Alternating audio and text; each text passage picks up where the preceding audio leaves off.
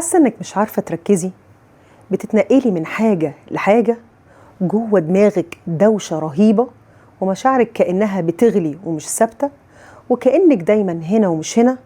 للأسف اللي بتعاني منه التشتت. خليني أشرح لك يعني إيه تشتت وإيه أسبابه.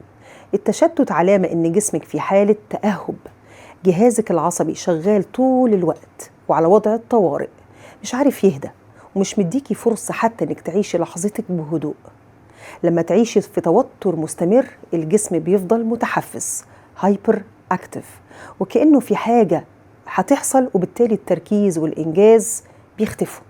في برنامج سلامة بتتعلمي ازاي تهدي وتخرجي من حالة الفوضى الداخلية دي وترجعي لنقطة التوازن، علشان تقدري تعيشي اللحظة وتكوني موجودة معانا فعلا.